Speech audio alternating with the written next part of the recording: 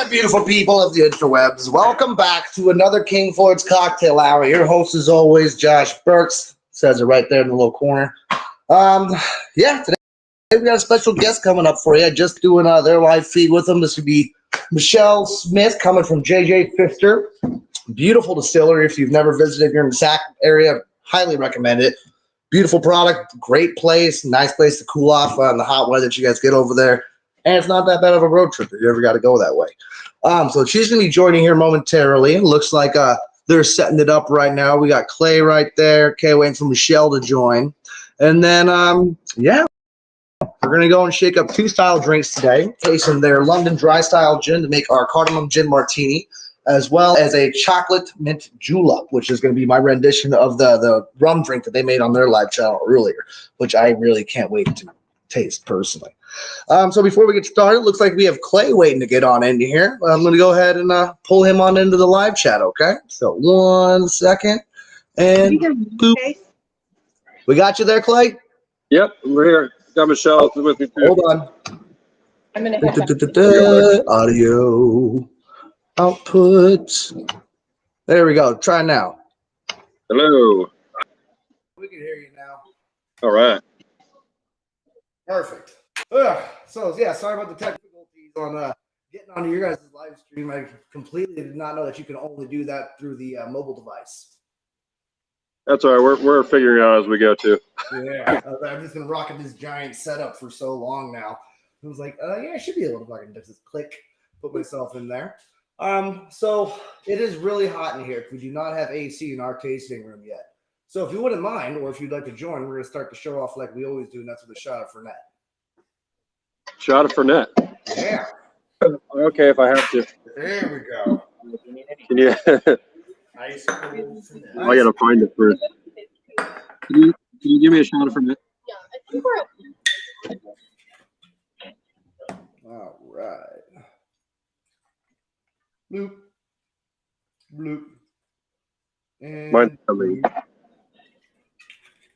all right, tell me when you're ready there, Clay. There you go, Luke. There you go, Lawrence. Yeah. All set? Cheers, Here's to the boys. Here's to JJ. Here's to Michelle, as well as Clay joining the live feed. Happy Friday to everyone. Let's kick this weekend off right.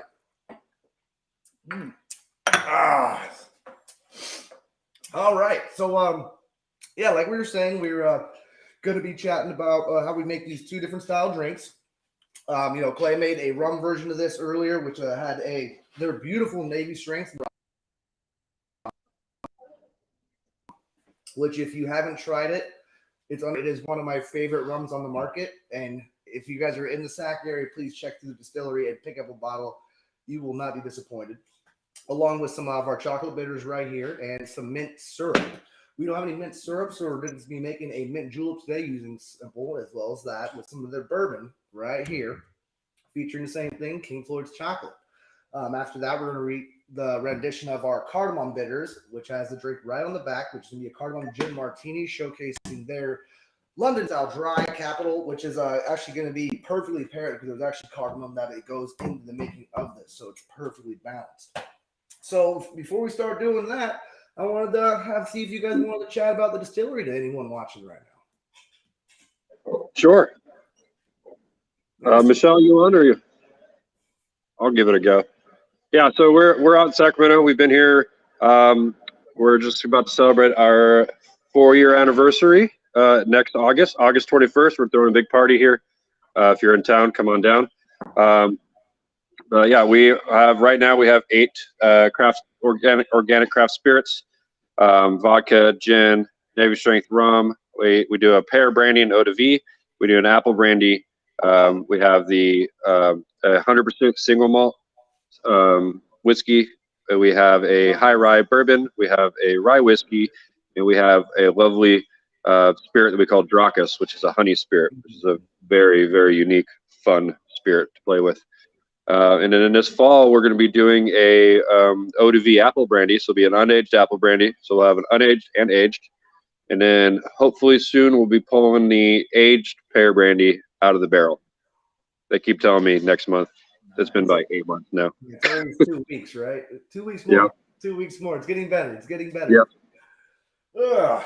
So yeah, like honestly, I'm probably gonna be trying to make it down there for your guys' party because you guys were one of the few distilleries that I enjoyed doing all the tastings with during the 2020 horrific time. I've been hanging out with Gaghan over at Willoughby's in Petaluma. I'd get your guys' little sample packs from them and join your guys Zoom calls. You guys help keep me sane during those times. So I just want to come out and actually hang out with you guys for a little bit.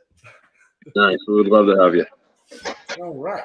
So I think we're going to go and start off making a cocktail real quick. Then we'll get some more questions to go in. You shaking up anything with me now that you're here? Or are you all good? Nope, I'm good. I'm done. I'm sitting at the bar now. No problem. I understand. Clocking out. And then we got Michelle joining the chat now. Ready to come on there, Michelle? There we go. Here's Michelle, everybody. Hi there. Also Sorry, I from had a little. JJ. So we got Michelle and Clay on the chat. So yeah, we're gonna go ahead and make up one drink for Lawrence and myself, and then we'll go and continue with the questionnaire, etc. All right. So then making the Cardamom Gin Martini. Just go ahead and grab some ice. Throw your glass on. Move those up to the seat. All right.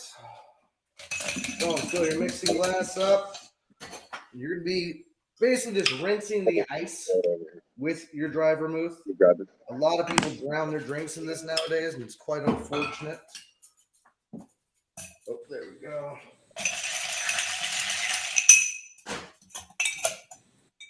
Drain the excess out. And then I'm just going to make two at a time because I got Lawrence here. So we're going to be doing JJ's beautiful Capital Dry Gin right here, which honestly, if you are a fan of dries, this is one of the better on the market. It really is. It's very unique because it does have all the dry qualities that you like. It does have small hints of flavor that come across, but it's not overpowering like some of the botanicals you deal with nowadays. You know, I put this, honestly, in my personal career opinion, a little bit above Hendrix. I'm just saying, I really, really do like your guys' gin. Yeah, you got to tell them the story about when the guys, we were all in here the other day tasting it for the first time and just... Oh, no, that was a different one. For me. That was a different one. All right. All right, so once again, we're making two, so we're dropping 4 in there. Okay, as far as our Elderflower Liqueur, unfortunately, someone tapped my last reserves of Saint Germain, so we're going to be using Florente. It's going to be another elderflower style. It's a little bit sweeter than I would like it to be. So basically, usually you call for like a ½ ounce of elderflower to 1/4 ounce. We're just going to be doing a 1/4 per cocktail, so a ½ ounce going into this.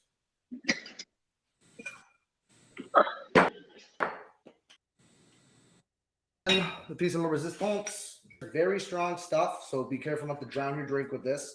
That's going to be about 3 dashes per cocktail, so we're going for 6.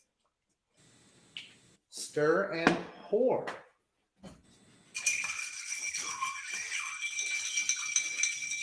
There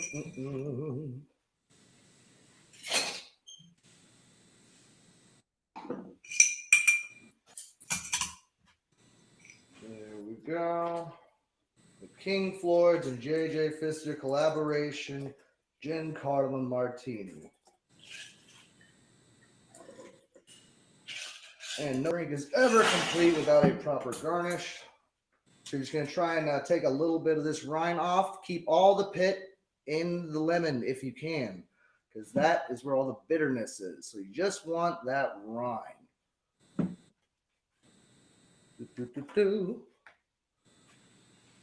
Then just dance it around the glass, stemware, etc.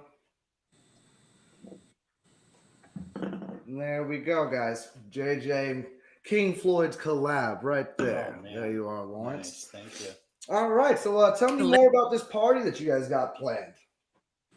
4-year anniversary, coming from a very long history in the Bay Area. And you guys got, I hear the story that you guys started in like yarn, correct? So my great grandfather, J.J. Pfister, emigrated here from Switzerland in the 1860s, and he had learned the knitting trade. He had his knitting machine, took the Transcontinental Railroad, from the East Coast, landed here in Sacramento, then hopped on a boat and took the Delta down to San Francisco. He had a one-bedroom apartment where he was doing knitting wares out of his house, out of his apartment, making hand muffs and children's hats, socks, and selling them on the streets. So he ended up building the largest knitting company on the West Coast. And Clay was showing his signature piece was the woolen swimsuit. So we have so we're talking like the skirt, the sailor top, collar. And my grandmother kept everything. So Clay's walking through our museum area, and we have all of these pieces from, Oh my God, those are amazing. from the turn of the century, and they're in excellent condition, and they're displayed here on our museum. We also have ledgers, we have yarn, we have trim material. It's really fun to go back and look through his books and see, the orders come through. Now, his factory burned down after the earthquake and fire in San Francisco, but he relocated to Berkeley. There he is, JJ Pfister, and he got back going. He kept the company until he died it was in the 1920s. It was sold to an employee, and they have renamed it. And we actually believe there's still a piece of it active today. We've just lost track of, the tracking it down and see where it has ended up. But he had a business philosophy of using quality ingredients and offering his products at a fair price. He was a great entrepreneurial, and so in the spirit, we took his name for our company, and we do the same. There we go. So from woolen swimwear all the way to a beautiful distillery. Yes. That's a little bit better of a history than most have the privilege of saying. Not gonna lie. Awesome. And I see Clay back there with that beautiful tower behind him. Yeah, I got Gerald from selling barrels behind her, so I moved. Yeah. Yeah. The barrels, I'll take the stills. Yeah. So my cousin Brian, he is the lead distiller. Mm-hmm. He was studying, he was getting his PhD in chemistry at UCLA, and he started brewing beer. His beer was excellent. He decided to pivot, come to the Sacramento area. He went to UC Davis, where he got his viticulture and enology degree. Now, he was born here and spent most of his childhood here. They spent a small time in Oregon, which is important. That'll come back. But then the family moved back here when he was off to college. Actually, I wonder if he finished high school here. Anyway, actually, he did. He did finish high school here. After studying viticulture and spending some time in the wine industry, having some brewing experience, he realized this is going to take, good 15 years to have a decision-making role in the wine industry. Back to Oregon, they had befriended a potato grower. He had organic potatoes, and he sold those to Sprouts and Whole Food, and they want that perfect looking potato. So here he has some grade A potatoes that he wanted to be distilled into vodka. And, there's the family connection. Brian was looking into, brewing, winemaking, and said, hey, why don't you take my potatoes, make a vodka, and you've got your own company, you've got all the decision making right now. And so they did that. So they started, our first product was a potato vodka, 20, I believe it was 20 plates of distillation, very smooth, really well received. And then we moved on to the gin. That was our next spirit. But that's how this company was born. Right? That one. Or So we actually now, so potato vodka is seasonal. Okay. And we're out of potato vodka. So, but what they discovered when making the gin starts out as a vodka, for those of you who don't know, and we use a rye base. We use, it's escaping me, a vapor infusion to capture the flavors of the botanicals for our gin. The rye base itself was so delicious on its own that we had to bottle it. So that's our other vodka that we have. Okay, gotcha. I have a question about that. So a vapor infusion versus like I've seen distillers where they take basically a giant tea bag and put it in the still and and so forth, and the second distillation or whatever. And that's how, is that the same thing? And can you guys hear Lawrence too? Yes. Yeah. Okay, yeah. Okay. Actually, behind Clay can point out our gin basket there. It's the one right next to the pot still. Sure, you know. And then we do the same thing. It's a bag. It's like a giant tea bag filled with all of our 9 botanicals. It goes in that top piece, and then the vodka is heated up below, and the steam goes up through that tea bag to capture those flavors, and is recondensed. I see. Yeah. So I asked the distillers about that, and basically, in a nutshell, was using a tea bag style, like seeping it. You run risk of that bag breaking and getting all in your pipes. That's one of the reasons why they do it the way they do it. Yes, you just run the products through the bag rather than have the product with the bag. Yeah. Yeah. Makes sense. And that's a fun. Because I've only ever known as like a London style dry being compared to like sapphire, and they're like vapor infused. It's like, what does that actually mean? And so thank you for clearing that up for me. It's been a career-long question, actually. There you go. So we do have tours here. If there's anybody coming through Sacramento on their way to Tahoe or Reno, or if they have family they're visiting, or if anybody out there is from Sacramento, please come by, because we're so happy to get people back in our facility. We can have people again. We can have people again, and we can show you where we make all this delicious beverages. I mean, I'm not gonna lie, because I'm basically retired from bartending since COVID, and I've always been a little bit fearful of going back to it in any shape or form. And because every time I go to a bar lately, I get really on edge for the people that have been drinking over triples at their home for the last year and a half.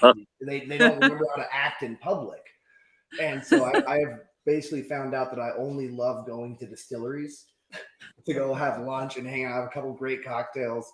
And then, no one's like puking and throwing, it's a great time. Like I finally grew up through 2020.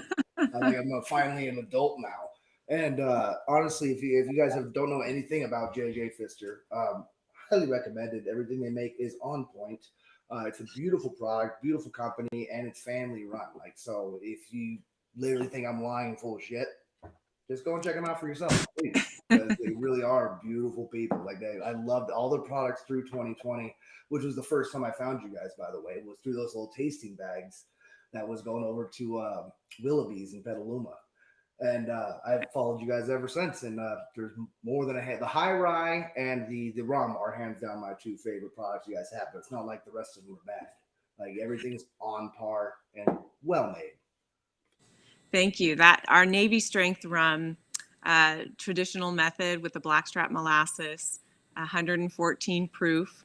So Navy strength comes from a great story where, actually, Clay, I think you tell this one the best. You want to take this? Sure, why not? So Navy strength, besides the marketing ploy that it is, but there is actually truth behind it and history. Basically, it's called Navy strength because anything over 57% or higher, if you were to pour it onto your gunpowder, you could still light the gunpowder. And the reason they call Navy strength is because back in the maritime days, when they would be at sea for 4 months 5 months at a time, they would keep their barrel of booze, whether it was brandy or rum, in the ammunition room. And if that ever were to spill onto the ammunition was still useful. Also, they could take a. What could go wrong in that? So, well, you had to fight scurvy, so you needed it pretty high. But also, they could take 1 barrel and they could water it down over the course of 4 months and get 2 barrels out of 1 because it was so strong. And if you look back in the literature in the 1600s, the Royal Navy was actually paid on top of their wage. They were given 16 ounces of Navy strength brandy a day, and they would get 8 ounces in the morning and 8 ounces in the and at night. And if they were to test that with their gunpowder and it didn't light, there would be a mutiny. That's a ballsy way to test that out. Just like pour some on the boat. All right, it's good. Can you imagine bringing 16 ounces of Navy strength a day? No, that's I'm just like, dude, man, I'm a sailor. Yeah, now there's a whole new term to it. All right. Well, if you guys wouldn't mind too, real quick, I know we're coming to about the half-hour mark. Here we closed out with a lot of conversational pieces. If I could just go ahead and make this little mint julep real quick. Sound good? Sounds good. All right. You guys sitting down? You got your bike, right? You're good? Okay, so just for one tonight. All right. Once again, making two at a time. So chocolate mint julep. All right. First step is grab your mint because we don't have any. If you don't have mint syrup, take this and make some simple syrup and put this into it. And then they're very easy. But we don't. Okay, so 1 sprig per glass usually. Slap that.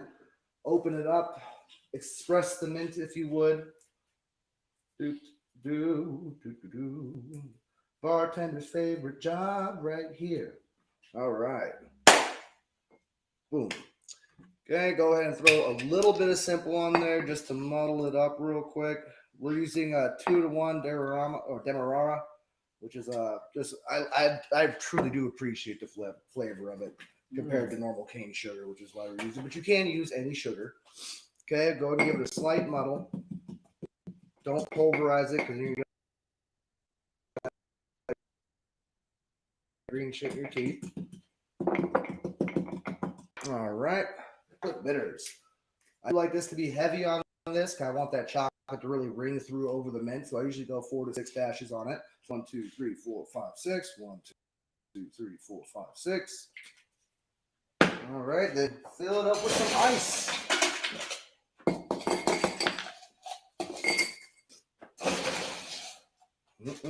Preferably crushed, but we don't have that either. But all right, and then some J.J. Pfister High Rye Bourbon, which is, if you guys weren't paying attention earlier, one of the 2 favorite products that J.J. Pfister does offer. And you're just going to pour that literally right over top. 2 ounces. Okay, take your simple syrup again. Do a little less than a ½ ounce because this is 2-to-1. Just pour right on top and let it fall to the bottom. Okay. Fun thing I like about mint juleps in general is the drink changes as you drink it. So I like to put the sugar on the top. That way it just kind of mixes in subtly with the bourbon as it hits the bottom. And at the bottom, you got the mint and the chocolate bitters, which have a nice rounded finish and makes you want to buy another one. So there you go. Another J.J. King Floyd's collab in a glass for you. Cheers, guys. Cheers. Ooh, I haven't had that in so long. You guys' high rye just kicks it out, so I'm not going to lie. That is beautiful. Yeah, that is nice. I almost don't even want to make a drink out of it, honestly. I just want to like dip a cigar in it and like enjoy. Yeah. Yeah, it is great just on its own. Mm-hmm. All right, so where do we go from here? So like, how has everything affected you guys transitioning out of COVID? I mean, like, in my personal opinion, anyone that survived this last year definitely, spot in the new world that has been, because the entire liquor game alone was just basically decimated. A career bartender and tattoo artist, both industries are just completely wiped. Every bar ever worked at gone, et cetera. And so, of course, distilleries and anyone involved in the liquor game made the change and the pivot to hand sanitizer, et cetera. Mm-hmm. But, so what did you guys see out of this, especially being like a newer company like us, and then having to deal with this last year, like the struggles that you guys went through, and then let alone staying alive, opening, and still pumping out product? Well, we did pivot to making hand sanitizer, and that really kept us alive.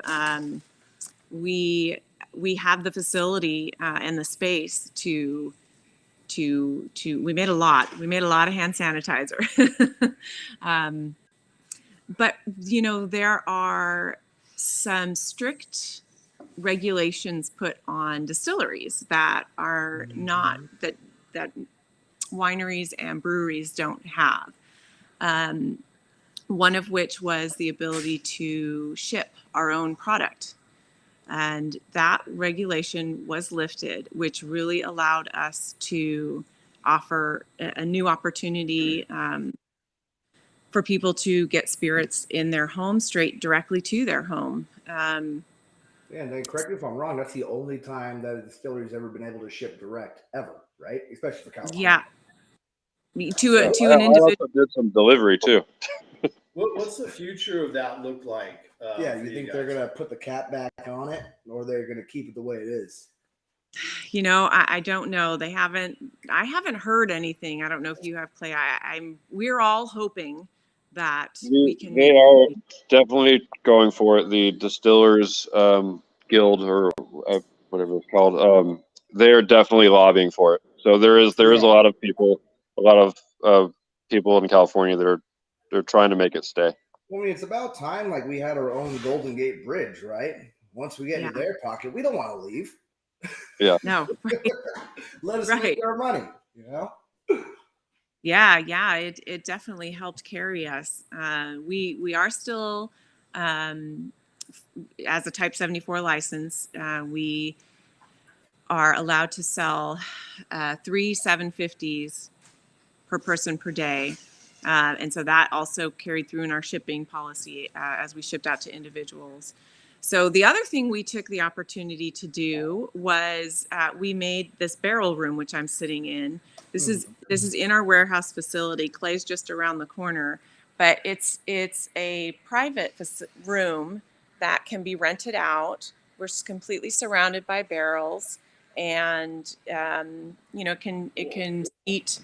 It's a good venue space. So we took this corner of our facility, and these are all full barrels. This is all whiskey in here. That's aging. Yeah, so is it aesthetic or this is real. This is the real deal. All this stuff. So and it's warm back here. So spring and fall are the best times in this room. I'm actually not too bad right now, considering how hot it is outside.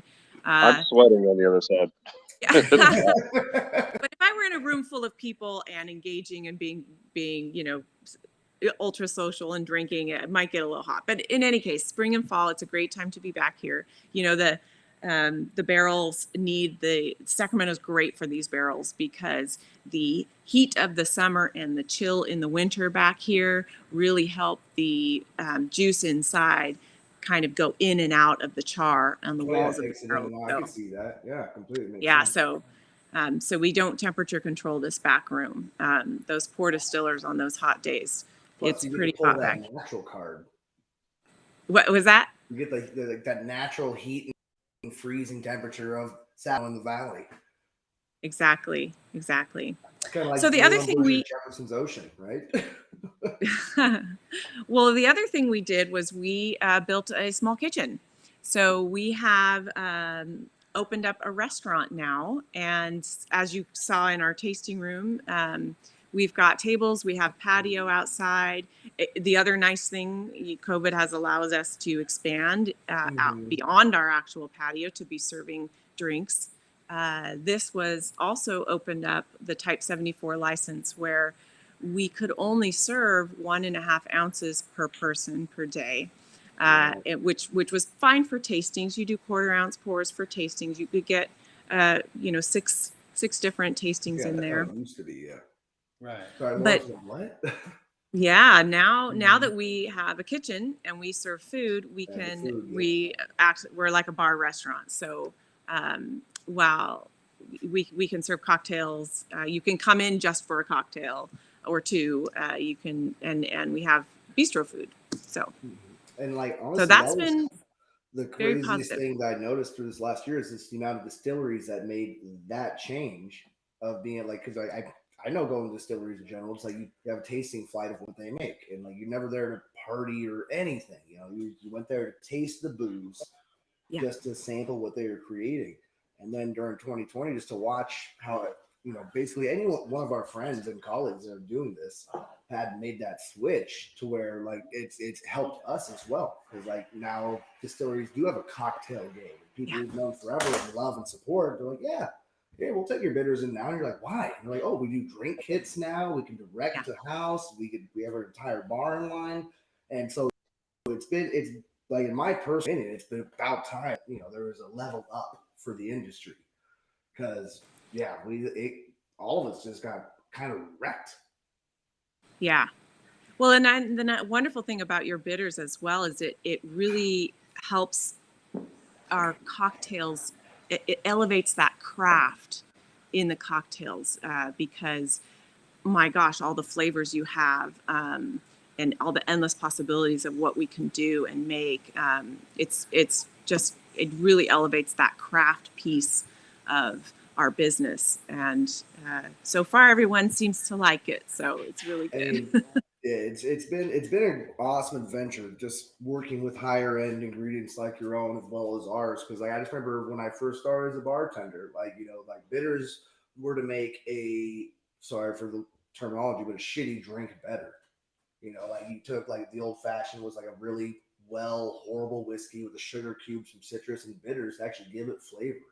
To where we've come now, where I take, like I would never put this stuff in like a well bourbon or well whiskey, or anything like that. But at the same time, all they are, like you're saying, is character notes that accent the true beauty of a quality spirit. And so I never ever wanted that terminology thrown around me as far as mixology and stuff like that. I'm a bartender at the end of my day. That's all. I've read a million books. Every person that says they haven't is a liar.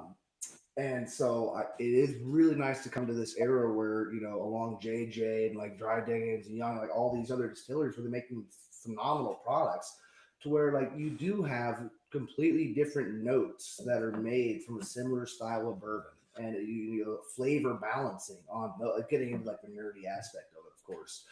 But just to see how great the caliber of like a slightly drier bourbon as far as flavor profile could be paired with like a rhubarb bitters, and it's confusing and exciting at the same time, because everything today is on such a high caliber, in my personal opinion. I feel like everyone's palates have, become maybe a little more sophisticated and looking for more texture, more flavor extreme, spicy, bitter, sweet, which I think has just opened up a lot of possibilities. So it's fun. It truly has, honestly. I was actually, are you guys familiar with Jeff Burkhart by chance? He's a legendary Bay Area bartender. He writes the Barfly column for Marin IJ. It's the Gannett newspaper. Yeah, Gannett newspaper. It is a Barfly column. He's just been doing this for longer than I could ever wish to be. He has a couple books out. Just to plug him shamelessly. But him and I just had this great conversation based on the traditional way of making a drink, whether it be muddled sugar or muddled products versus making a simple syrup rendition of it. And the only thing that really surprised him when we were talking, because like I said, when you're making drinks and flavor profiles, of course, simple syrups in general, you can make a syrup out of any flavor, just like you can make a bitters out of every flavor. But the things that you're just mentioning is like textures and like little tiny romances on that. Like, kind of like how I described breaking down this drink, how I put the sugar on top. That way it just kind of falls to the bottom and you get all the mint and chocolate when you finish the drink. I think that a lot of that in today's times can play an effect.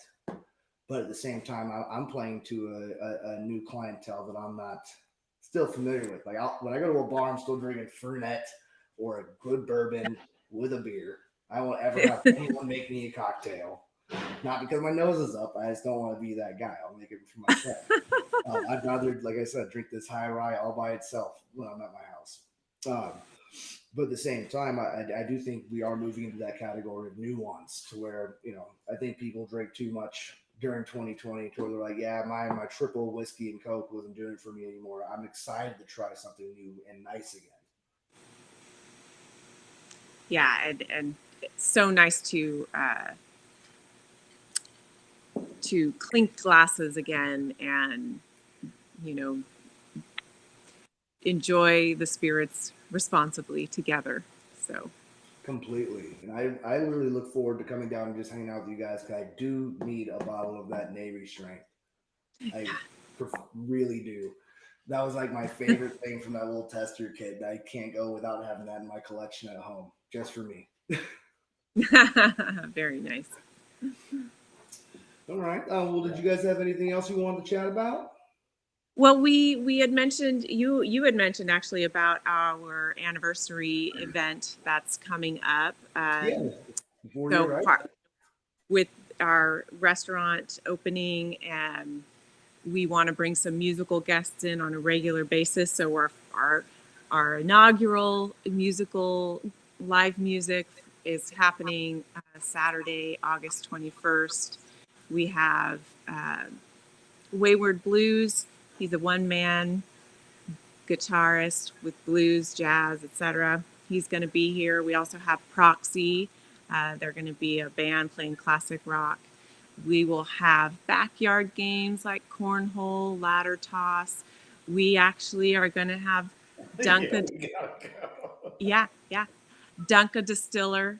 So we got a dunk take. They're going to be there. You got a Dunka Distiller. So is it Duncan your cousin though? That would be Dunky, my cousin. Is it the head distiller though? Is he willing to get dunked? He's the lead distiller. Yeah. There's some other employees that are going to get in that dunk tank, and we're having Kona Ice show up. We've got the music, we've got barbecue, cocktails. It's going to be a great time, and it's our entire Saturday that we're open, 11 to 9. So, I mean, honestly, I didn't know you guys were going to be playing music for that, and yeah. you know, running a live music scene out here for 13 years, you're going to get a lot of emails coming very soon. Oh, I literally got a 7-day-a-week live music venue with everyone asking, Josh, where can we go play now? And I'm just like, yeah, go to Sacramento. Check out JJ. That's awesome. That's great. Yeah, we definitely got great bands out here. That's the only thing Marin really has going for as musicians. So what's the date again? That's the August 21st, correct? August 21st. And what time is it starting up at? Say it again. What time? 11. 11? There you go. You know, it's King Floyd's birthday present to me. Yeah, there you go. Right after my birthday. So, hey, you bring me on down. It'll be a work trip. It'll be a team building exercise. Go hang out with JJ, and then we get the tax write-off, all right? Yeah, well, of course we're going to write it off, but write off the loss for the 4th year in a row. Yeah, so if you guys from the Bay Area, Sacramento is not too far of a drive. If you're anywhere near Sac and you have not had the privilege of visiting JJ, I highly recommend What's their address, by the way? Where is it? What's the location? Oh, yeah. What if you guys want to plug your physical address for the live feed? Sure. We're located off 50 in Bradshaw. It's 9819 Business Park Drive in Sacramento. Right. So yeah, we're totally on the way to Tahoe, especially. But if you're heading to Reno, you can take just a short jog on the 50 there and come see us. So great. Basically, anyone looking to have some fun in the Bay Area is going to have a reason to stop by your estate on the way to the mountain.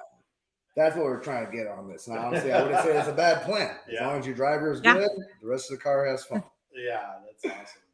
We've got lots of information on our website as well at jjfister.com. You guys got, because we're definitely going to be drinking when we get there. Where would you say to stay? Oh, Rancho Cordova has a great selection of hotels that are not far at all. Okay. Yeah. We're there. Yeah. That sounds great. There we go. So I do want Thanks so much for having me. Oh, absolutely. I just want to say thank you so much for this collaboration with you, Clay. It's been a phenomenal time. Honestly, I can't wait to visit your distillery, which will happen, I guarantee. I will be on my best behavior, I promise. And at the same time, I really can't say thank you enough. I've literally loved your product for well over a year now, and I can't believe I'm in the industry where I get to have you on a live chat, let alone join yours. So from a fan and, I don't know, not really a colleague, but a person in the business, I just want to say thank you from the deepest of my bartending. Oh, well, thank you for having us. This has been really exciting to join you guys and have you join us.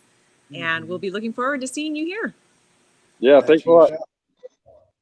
Once again, guys, Thank you, check out guys. JJ when you get the chance. Say thank you to Clay and Michelle. And next time you're down there, go ahead and email me and I'll buy you a shot and I'll Venmo. All right? Take care, guys. And thanks Bye. again. Happy See ya. Friday.